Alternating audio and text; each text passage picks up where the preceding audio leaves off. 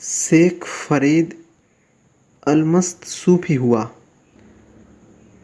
नदी स्नान करने जा रहा था। एक आदमी ने उससे पूछा, बाबा फरीद, ईश्वर को मुझे भी पाना है, क्या रास्ता है? फरीद ने उसे नीचे से ऊपर तक देखा, जैसे जांच पड़ताल की, जिसे तराजू में तौला और कहा कि सच कि ईश्वर को जानना। वो आदमी थोड़ा डरा भी, उसने तो जिज्ञासा ही की थी। यूं ही एक बौद्धिक खुजलाहट। बाबा फरीद रास्ते में मिल गए तो लगे हाथ पूछ ही लो, बहती गंगा धो ही लो, हाथ क्या हर्ज है। मगर फरीद ने कहा, सच ईश्वर को जानना है। थोड़ा तो डरा, मगर अब फंस ही गया था। कहा, हाँ हाँ। फरीद ने कहा, तो आ मेरे पीछे। ऐसे प्रश्न स्नान के बाद ही पूछे जा सकते हैं। पहले नदी पे स्नान कर लें, फिर उत्तर दूंगा। और मौका लग गया तो स्नान करने में ही उत्तर दे दूंगा। वो आदमी थोड़ा तो डरा कि मौका लग गया तो स्नान करने में ही उत्तर दे दूंगा, इसका क्या मतलब? लेकिन फिर ये सोचा कि ये फकीर की उलट वासियों में बोलते हैं। सदुक्कड़ी भाषा इनकी अपनी ही होती है। होगा कुछ मतलब।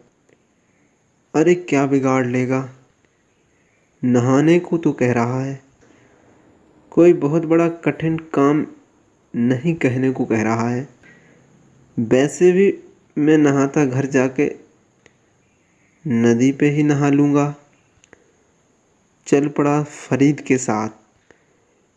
कपड़े उतार के नदी में दोनों स्नान करने उतरे।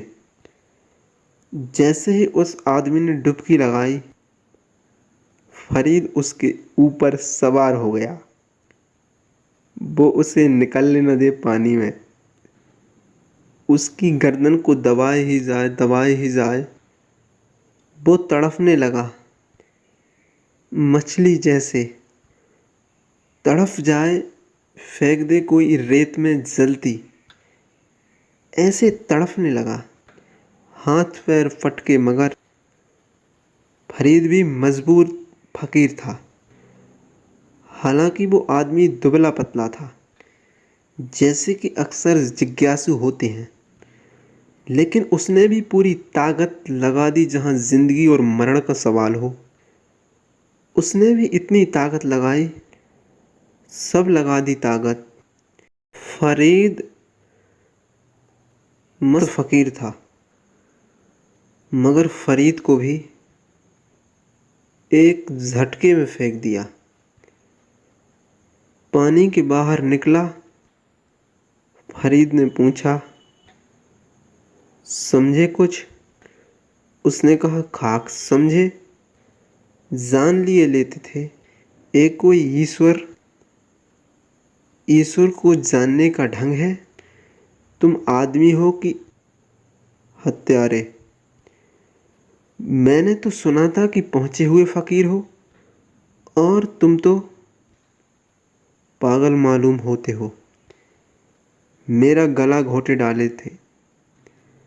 फरीद ने कहा, ये बातें पीछे हो जाएंगी, पहले मतलब की बात हो जाए, नहीं तो भूल न जाए कहीं। क्योंकि आदमी की स्मृति बड़ी कमज़ोर है। मैं तुझसे पूछता हूँ कि जब मैंने तुझे पानी में दबाया तो तेरे मन में कितने ख्याल थे उस समय? कितने ख्याल?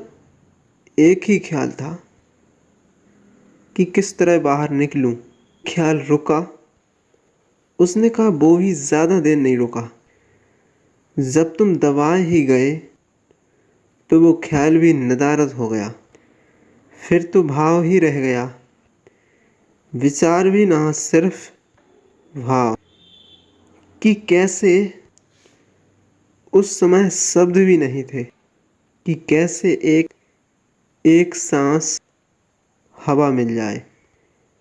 फिर तो मुझे भाव का भी पता नहीं कि भाव भी बचा कि नहीं। फिर तो क्या हुआ मुझे पता नहीं। किस अज्ञात ऊर्जा ने मुझे पकड़ लिया। नहीं तो तुम जैसे मस्त मौला मैं उठा के फेंक दूं, ये मेरे बस के बाहर था। मगर कोई अज्ञात स्रोत मेरे भीतर कहीं से कोई ऊर्जा आ गई। अपनी तो नहीं, परमात्मा की कृपा ही समझो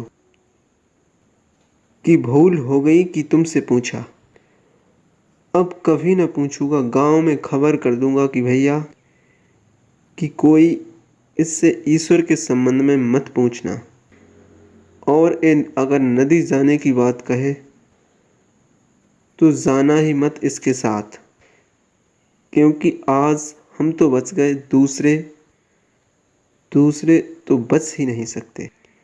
फरीद ने कहा, जिस दिन तुम ईश्वर को भी इसी तरह चाहोगे, पहले विचार फिर भाव और फिर भाव भी नहीं, मात्र फिर एक ऊर्जा की स्फूर्णा, उसी दिन तुम ईश्वर को पालोगे। ये मेरा उत्तर है, फरीद ने कहा। अब तू जा, और जिज्ञासा से कुछ नहीं होगा।